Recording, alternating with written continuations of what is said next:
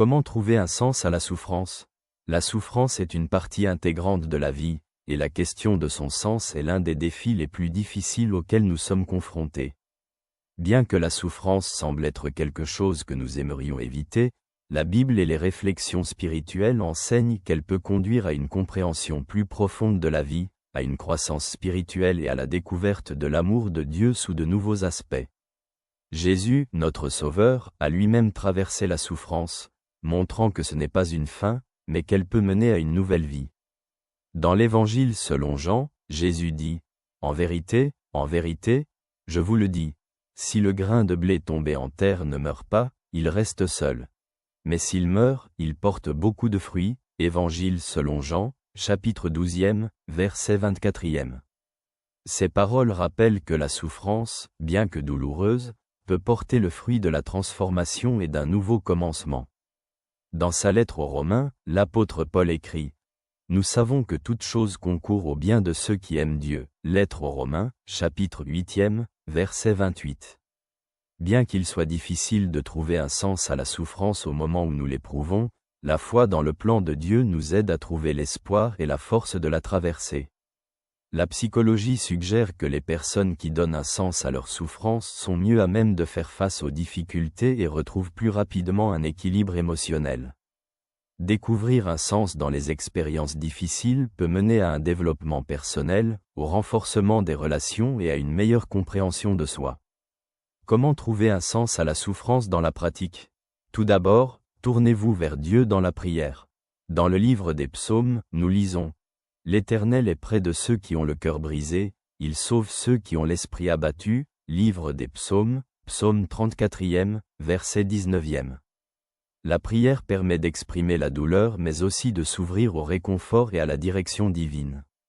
Ensuite, regardez la souffrance à travers le prisme de la croix. Jésus, en souffrant sur la croix, a montré que la souffrance peut mener au salut et à la rédemption. Dans la lettre aux Hébreux, nous lisons « Fixons nos regards sur Jésus, qui suscite la foi et la mène à la perfection. En échange de la joie qui lui était réservée, il a enduré la croix. » Lettre aux Hébreux, chapitre 12, verset 2. La croix rappelle que Dieu est avec nous dans notre souffrance. Troisièmement, trouver du soutien dans la communauté. Paul, dans sa lettre aux Galates, écrit « Portez les fardeaux les uns des autres » Lettre aux Galates, chapitre 6, verset 2. Discuter avec d'autres personnes qui ont traversé des expériences similaires peut apporter réconfort et une nouvelle perspective sur la situation. Quatrièmement, chercher des occasions de grandir. Dans la lettre de Jacques, nous lisons « Considérez-le comme un sujet de joie complète, mes frères, lorsque vous passez par diverses épreuves, sachant que l'épreuve de votre foi produit la patience. » Lettre de Jacques, chapitre 1, versets 2 et 3. La souffrance peut nous enseigner la patience, l'humilité et la gratitude. Enfin, remettez votre souffrance à Dieu et faites-lui confiance pour qu'il ait un plan pour vous. Dans le livre de Jérémie, Dieu dit « Car je connais les projets que j'ai formés pour vous, des projets de paix et non de malheur, afin de vous donner un avenir et une espérance. » Livre de Jérémie, chapitre 29, verset 11. Faire confiance à Dieu permet de trouver la paix même dans les moments les plus difficiles. La souffrance n'est jamais facile, mais la foi en la présence de Dieu et en son plan nous donne la force de la traverser et d'y trouver un sens. Comme le dit l'apôtre Paul, nous nous glorifions aussi dans les tribulations, sachant que la tribulation produit la patience la persévérance, et la persévérance l'espérance. Lettre aux Romains, chapitre 5, versets 3 et 4.